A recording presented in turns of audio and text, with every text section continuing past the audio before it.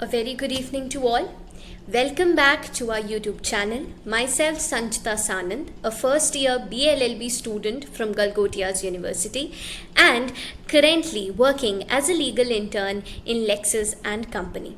So I'm going to talk about the Advocates Protection Bill 2021 today.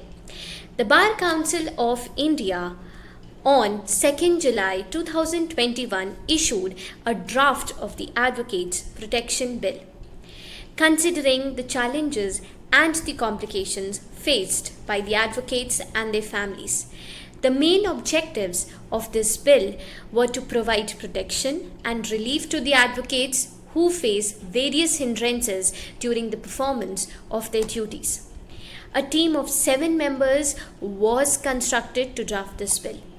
The bill also mentions the reasons behind all the obstructions which hinder the execution of their responsibilities.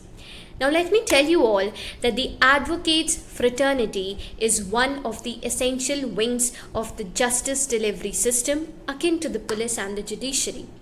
But while the police and the judiciary have access to protection, social security, and other privileges, advocates are not given proper protection from anti-social elements. The sudden need of the law was felt after a recent brutal incident of G. Vaman Rao and his wife G. Nagamani, who practiced at the Telangana High Court, were waylaid by unidentified assailants while they were coming to Hyderabad, pulled out of their vehicle and hacked to death. Passers-by shot videos of Vaman Rao lying on the road but did not offer any help. A week back, Vaman Rao had taken a minor to the State Human Rights Commission after she was allegedly raped by her uncle, and the police were accused of dragging their feet on her complaint. After such a heart-wrenching incident, not only were advocates from all around the nation frightened but also feared from performing their professional duties. The committee mainly focused on social security apart from physical protection and safety. Cases of kidnappings, assault, criminal force, intimidation, and disastrous threats to advocates while they perform their professional duties reached great heights. Such cases not only highlighted the deficiency of proper laws in order to provide proper protection to the advocates, but also instilled fear among them. To safeguard an advocate, such an act was basically necessary. The bill states that no suit can be instituted against a lawyer who has been working in good faith. And I really appreciate this move.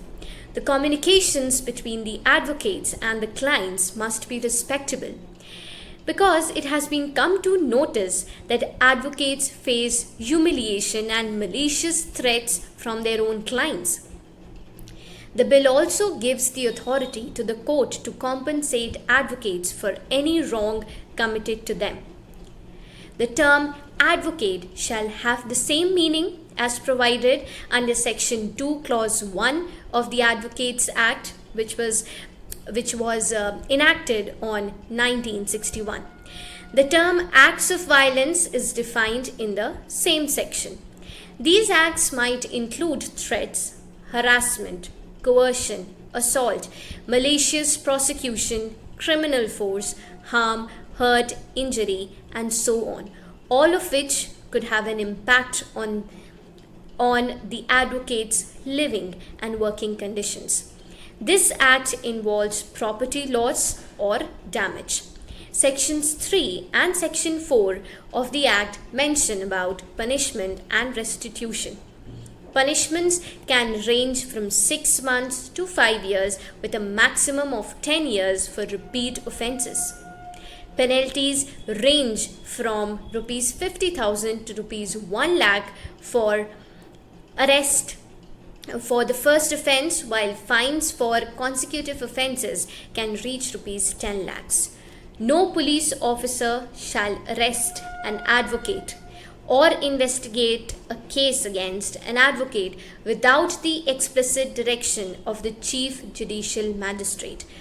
That is defined in Section 11. Another important provision which this bill talks about is that social security. So the Act proposes that the state and central government have to make provisions to provide financial assistance to all the needy advocates of the country in unforeseen situations such as natural disasters or pandemics. A minimum of rupees 15,000 every month shall be provided. The advocates around the country are finally happy now after the introduction of this draft. The final draft bill shall be sent to the Honourable Minister for Law and Justice to table the same before the Parliament.